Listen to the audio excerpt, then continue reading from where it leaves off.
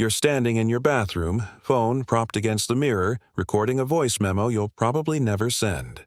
Maybe it's for work. A quick update you want to sound casual and confident on the first take. Maybe it's a birthday message for someone you love, one you're too self-conscious to just say out loud to their face. You clear your throat. You start over twice. Finally, you get through it, satisfied, and you hit playback. For a second, you don't recognize the voice coming out of the speaker. That's not a stranger. That's you. And your brain is refusing to believe it.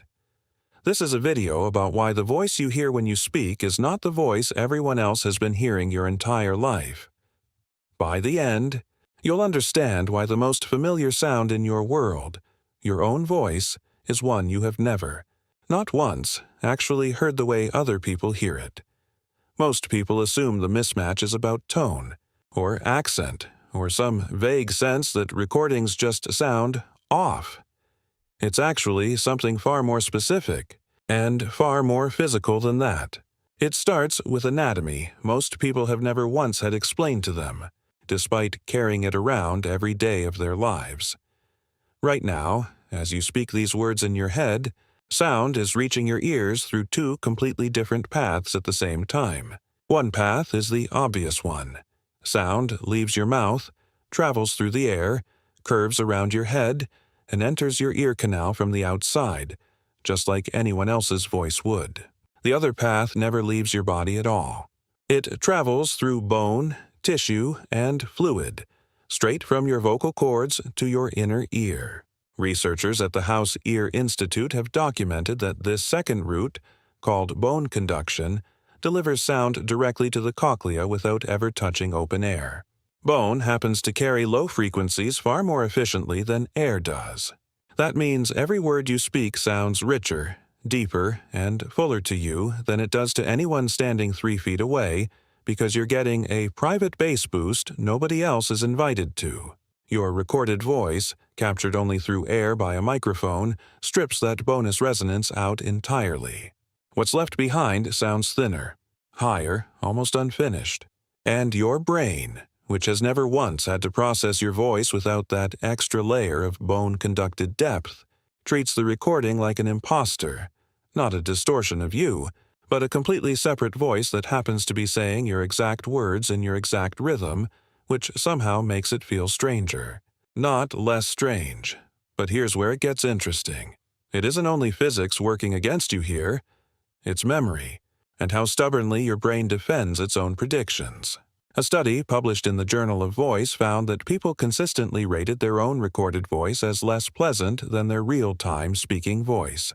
Across the overwhelming majority of trials tested, even when researchers controlled for recording quality and playback volume, the gap wasn't hiding in the sound itself. It was hiding in expectation. Your brain has spent literally decades constructing an internal model of what you are supposed to sound like. And that model gets reinforced every single time you open your mouth, because you're simultaneously hearing the bone-conducted version in real time.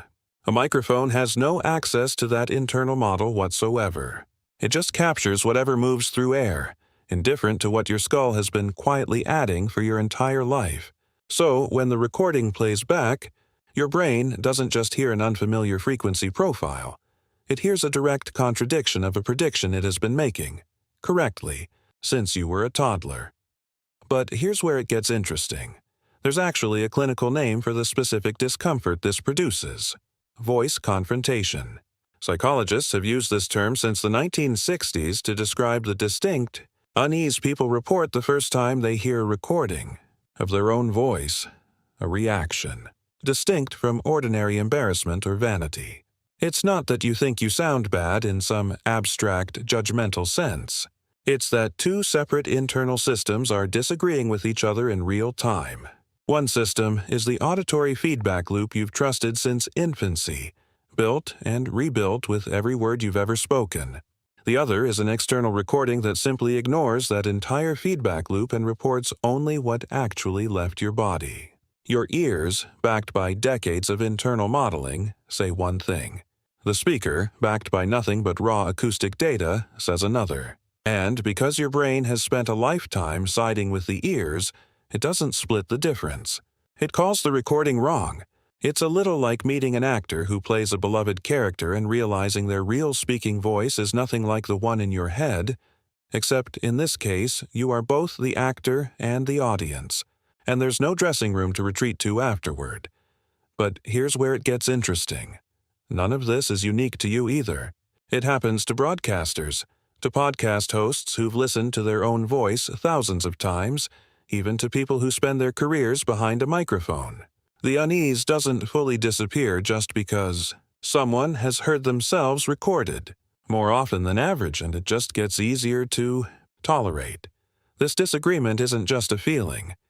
It shows up directly on brain scans.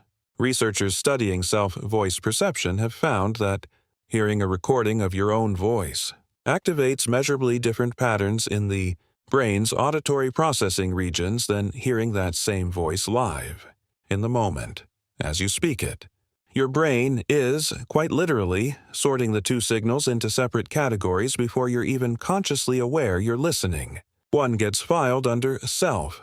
The other, despite coming out of the exact same mouth mere seconds apart, gets filed under external, treated less like your own voice and more like the voice of someone unfamiliar reading your words back to you. That categorization is the real source of the confrontation. It isn't disgust, and it isn't insecurity. It's your brain refusing to merge two data files it was never built to reconcile in the first place. Because in nature, no version of you ever needed to. But here's where it gets interesting. Voice coaches, singers, and public speakers report something worth noting here. The discomfort doesn't stay fixed. It fades measurably with repeated exposure. Coaches routinely have students record themselves daily for weeks at a stretch, and across that stretch, self-reported discomfort with the recorded voice drops significantly. The recording itself never changes. What changes is the brain's internal model, which slowly, reluctantly begins updating itself to accept the airborne version as a legitimate variant of self rather than a glitch to be rejected on contact. Familiarity, not correction, is what eventually closes the gap, which raises an odd question worth sitting with for a second. If repeated exposure can retrain your brain to accept a version of your voice it initially rejected, how much of what currently feels wrong about hearing yourself is really about sound at all, versus simply being a prediction your brain hasn't been asked to update yet? There's a cultural layer to this too, one most people never connect back to the biology. Linguists who study accent and self-perception have noted that people are frequently startled not just by the pitch of their recorded voice, but by the accent or regional inflection they hear in it, patterns of speech they had no idea were audible, because bone conduction had been quietly smoothing them out for their entire life. You've been hearing a version of yourself that's been subtly filtered this whole time, filtered by your own skeleton, and you never asked for the edit. The recording doesn't add anything strange. It simply removes a filter you didn't know was running. And what's left is closer to how you've sounded to every teacher, every coworker, every friend, for as long as you've been talking. But here's where it gets interesting. There's also a reason this reaction seems to be getting more common rather than less, despite recordings being more available now than at any point in human history. Voice memos, video calls, podcasts, social media clips, people are confronted with recordings of their own voice more frequently now than a generation ago, when hearing a recording of yourself might have happened only a handful of times in your entire childhood. And yet, the discomfort hasn't disappeared with exposure the way you might expect. Researchers studying self-voice perception suggest that's because most of this modern exposure is passive and brief. A few seconds on a video call, a quick voicemail, rather than the sustained, repeated practice that actually retrains the internal model. Frequency alone doesn't do the work. Only sustained, attentive repetition seems to. Here's the wrinkle underneath all of this, the part that reframes everything you've just learned. Even after your brain eventually adjusts to your recorded voice, even after the discomfort fades with practice, other people have never once heard the version of you that lives in your skull. They have only ever heard the airborne you, thinner, higher, less resonant than the voice you've spent your whole life mistaking for the real one.